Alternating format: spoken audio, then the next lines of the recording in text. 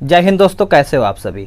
दोस्तों आज हम बात करेंगे बिहार एसएससी सीजीएल के बारे में कि देखिए आप सभी लोग के दिमाग में ये चल रहा हो कि आखिर इसका एग्ज़ाम कब तक होगा और इसका नया सिलेबस अभी क्या है कि अपडेट किया गया है। तो आपको सिलेबस जानना बहुत ज़्यादा ज़रूरी हो जाता है, क्योंकि जब तक आप सिलेबस नहीं जानेंगे कि कौन कौन से सब्जेक्ट से कितना क्वेश्चन आ रहा है, उसी के हिसाब से आप तैयारी बहुत ही बेहतर तरीके से कर पाएंगे और कौन से बुक को फॉलो करके हम सभी लोग तैयारी अच्छा से अच्छा कर पाएंगे। और रही बात जीके जीएस, देखिए मैथ रीजनिंग तो आप कोई भी बुक से पढ़ सकते हैं, लेकिन जीके जीएस बहुत ज़्यादा इंपॉर्टेंट आपका बुक हो जाता है कि ज़्यादा बुक को आपको पढ़ना नहीं है, बस आपको कम ही बुक को पढ़ना है और अच्छा आपका स्कोर आ जाएगा एग्जाम में। तो आज हम उसी पे बात करने वाले हैं, तो वीडियो को आप शुरू से अंत तक देखिएगा। मैं आपको बताने वाला हूँ कि इसका एग्जाम कब तक होगा। और सबसे पहले हम इसका सिलेबस जान लेते हैं, इसका सिलेबस कैसे क्या है। देखिए इसमें अगर हम बात करेंगे तो आपका 10 टॉपिक दिया गया है, यानी 10 पॉइंट दिया गया है, जिसमें आपका इतिहास है, भूगोल है, संविधान है, अर्थशास्त्र है, विज्ञान है, बिहार स्पेशल भी आपका पूछा जाएगा। उसके बाद आपका करंट अफेयर, विविध, गणित, उसके बाद आपका यहाँ पे रीजनिंग होगा। यानी अगर हम बात करेंगे टोटल तो आपका 10 सब्जेक्ट आपका यहाँ पे हो सकता है, ठीक है। अब हम बात करेंगे जो आपका 2015 में एग्जाम हुआ था बिहार एसएससी सीजीएल का, उसमें कौन कौन से कितना प्रश्न आपका सब्जेक्ट से आया था, मैं सभी को बात करने वाला हूँ। अगर हम बात करेंगे इतिहास में, तो इतिहास में आपका 3 सब्जेक्ट है, जैसे आपका मध्यकालीन हो गया, प्राचीन हो गया, आधुनिक हो गया। तो टोटल अगर हम बात करेंगे इतिहास से तो आपका 2015 में जो एग्जाम हुआ था 15 प्रश्न आया हुआ था 150 में से। वही हम बात करेंगे भूगोल का, तो आपका एक भारत का भूगोल और विश्व का भूगोल दोनों मिलाकर के आपका 8 क्वेश्चन आया हुआ था भूगोल से। और संविधान की अगर हम बात करेंगे तो संविधान से आपका 6 प्रश्न आया हुआ था, जो कि संविधान देखा है तो बहुत ही लोग इसको पसंद करते हैं और बहुत लोग का अच्छा सब्जेक्ट भी माना जाता है और बहुत लोग इसमें स्कोर भी करते हैं संविधान में। क्योंकि अगर आप मान के चलिए अगर आपका राष्ट्रपति क्लियर है तो आपका कोई भी राष्ट्रपति से क्वेश्चन आएगा तो आप उसको अच्छे से बना पाएंगे। तो संविधान में मुझे नहीं लगता है ज़्यादा कोई दिक्कत होता होगा सभी को। और अर्थशास्त्र की अगर हम बात करेंगे तो इकोनॉमिक्स से आपका 5 क्वेश्चन आया हुआ था पिछले बार। और साइंस की अगर हम बात करेंगे तो साइंस में आपका ज़्यादा प्रश्न आया हुआ था, जो कि 15 क्वेश्चन आया हुआ था। तो आपको साइंस में ज़्यादा फोकस करना है, जैसे आपका बायोलॉजी हो गया, उसके बाद आपका क्या बोलते हैं कि केमिस्ट्री, फिजिक्स हो गया, तीनों को ध्यान देना, लेकिन आपको बायोलॉजी पे यानी जीव विज्ञान पे आपको ज़्यादा ध्यान देना है। वही हम बात करेंगे बिहार स्पेशल से, तो आपका 4 क्वेश्चन आया था पिछले अपेक्षा पिछले बार में। तो यहाँ से भी आपका 3 से 4 क्वेश्चन आ सकता है, जो आपका रिसेंटली 2022 में एग्जाम होगा। वही बात करेंगे करंट अफेयर, तो करंट अफेयर की बात करेंगे तो 7 क्वेश्चन आया हुआ था 2015 में, 7 प्रश्न आया हुआ था। और विविध का देखा जाए तो आपका विविध में आया हुआ था 13 प्रश्न। तो 13 प्रश्न कंप्लीट करना है या फिर और उसको बेहतर करना है तो आपको लुसेंट पढ़ना पड़ेगा।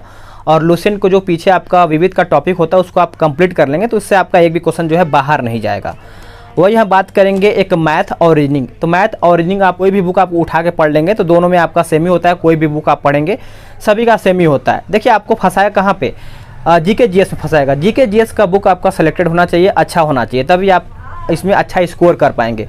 ये नहीं कि मार्केट में देखा है तो बहुत सारा जीके का बुक है, ये नहीं कि कोई भी आप बुक उठा करके पढ़ने लगे और पढ़ते ही रहे, नहीं, आपको पढ़ना है, पढ़ते के साथ साथ आपको अपना टेस्ट भी लगाना है, एमसीक्यूज भी लगाना है कि आपका कितना स्कोर आ रहा है, ठीक है। तो मैं आप सभी लोग को सबसे पहले रिकमेंड करूंगा, यानी मैं पहले कहूंगा कि आप सभी लोग लुसेंट पढ़िए। लुसेंट होगा आपके पास, बहुत लोगों के पास होगा, लुसेंट पढ़िए।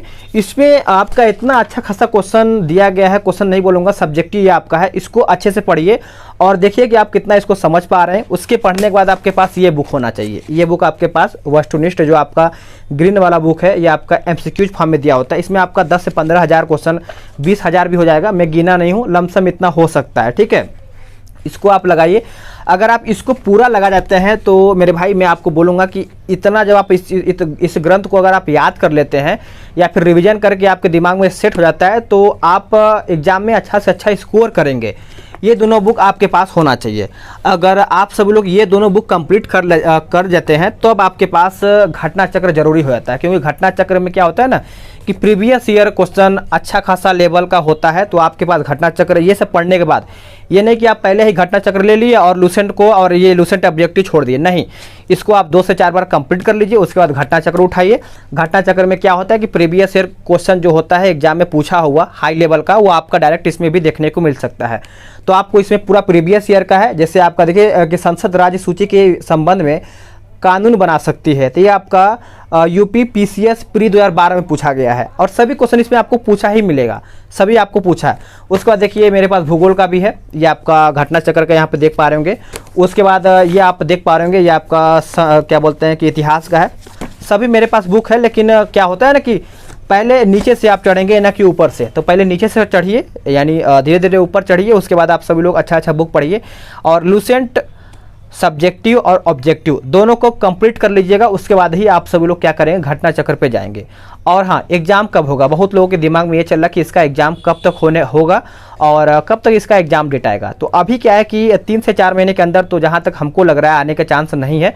अभी आप सिलेबस पे ध्यान दीजिए, सिलेबस को अच्छे से कंप्लीट कीजिए और 15 से 20 दिन पहले, यानी एग्जाम से पहले आपका सिलेबस जो है कंप्लीट हो जाना चाहिए, तभी आप अपने एग्जाम में अच्छा स्कोर कर पाएंगे। यानी कि आपका सिलेबस ही कंप्लीट नहीं हुआ है और आप एग्जाम आ गया और एग्जाम में बैठेंगे तो कुछ ना कुछ पॉइंट आपका छूट जाएगा। तो एग्जाम को मत देखिए कि एग्जाम का डेट आपने फॉर्म भरा है तो आज नहीं तो कल इसका एग्जाम होगा ही होगा।